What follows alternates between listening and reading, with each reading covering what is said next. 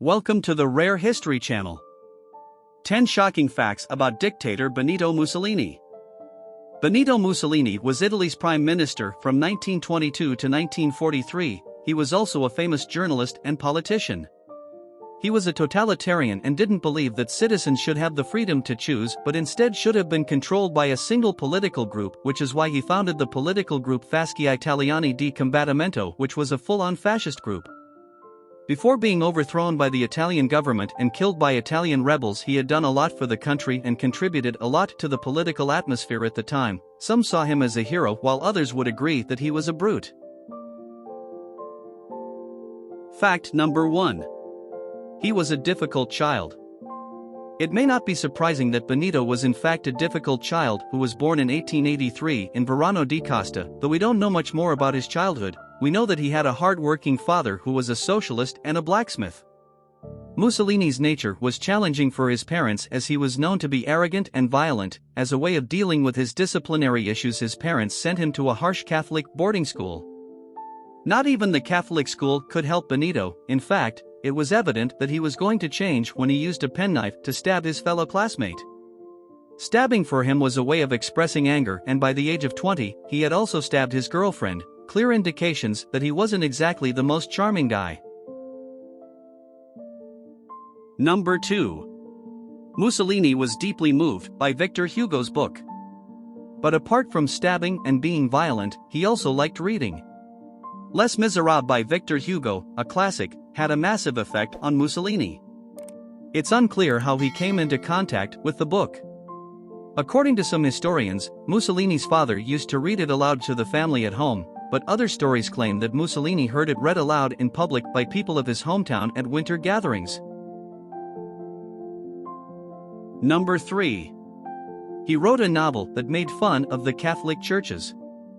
We're not sure what the Catholic Church did to Mussolini, but what we do know is that he had a complex relationship with the church even though he was brought up in a Catholic family. Politically, Mussolini knew that the church would question his authority and saw it as a threat. When he didn't like something, it was in his nature to show it, and in a very obvious manner, which is why he wrote The Cardinal's Mistress, a historical fiction set in 17th century Italy, 1909, a book that was considered blasphemous but was so popular that it was translated into 10 other languages. The book was published as an anti-religious newspaper serial. Mussolini described his own book as a novel for seamstresses and scandal. The book was a clear message that showed his disinterest in the Catholic Church. Number 4. He created the Fascist Manifesto. Mussolini was very clear with his goals as he created the Fascist Revolutionary Party in 1915. It was clear that he slowly wanted to abolish and remove any authority that would oppose him.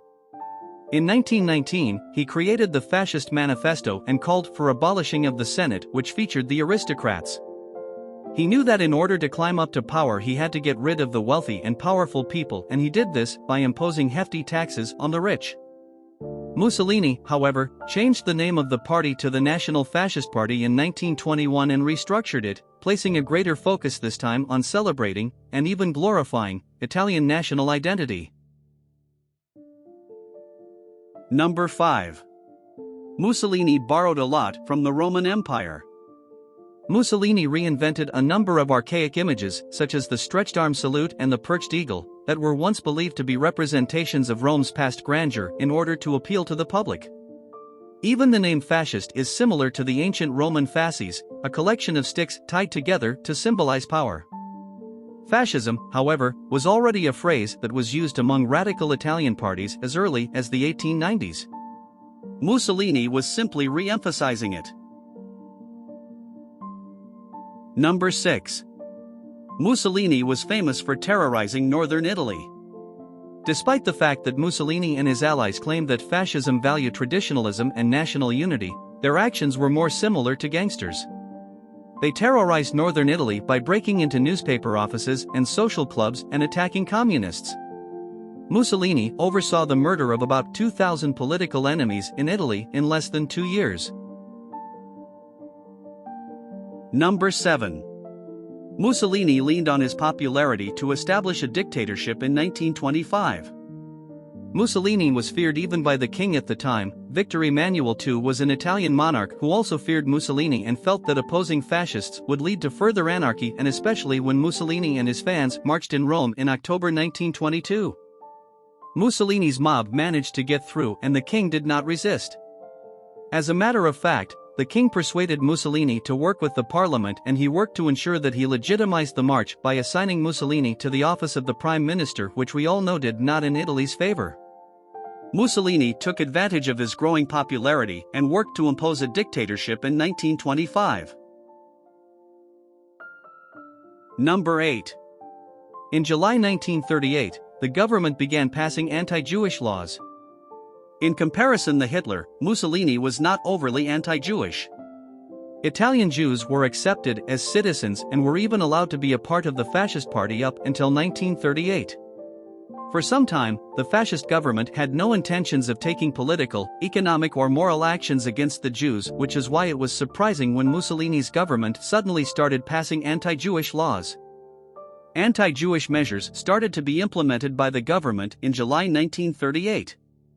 Some months later, Mussolini said that foreign Jews would be deported and that anybody who had become naturalized after January 1919 would forfeit their citizenship. Historians disagree on the extent to which Mussolini himself held anti-Semitic views, hence it is unclear what exactly caused the transition. He probably believed that the removal of Jews would be a simple way to win over his Nazi allies. Number 9. Adolf Hitler looked up to Mussolini. It's fair to say that Hitler and Mussolini were very similar in their way of leading. They believed in dictatorship and used fear as a way of keeping people down. It is not surprising that Hitler literally cried when he first met Mussolini. Hitler praised Mussolini's political skills and his ability to inspire people by using nationalism. Hitler attempted and failed in 1923 to reenact Mussolini's takeover of German power. As a result of the failed beer hall putsch, Hitler spent some time in prison. Hitler embraced many of his Italian counterparts' dictatorial traits after gaining power, including the iconic salute. Number 10. Mussolini had his son-in-law killed. Mussolini seized control once more in northern Italy at Hitler's direction and with assistance from German forces. As soon as he got control, he exacted revenge on people who, in his opinion, had betrayed him. His son-in-law Galeazzo Cano, who was in the fascist government as the foreign minister, was ordered by Mussolini's command. Later, Mussolini's grandson wrote a sad memoir called Grandfather Had Daddy Shot.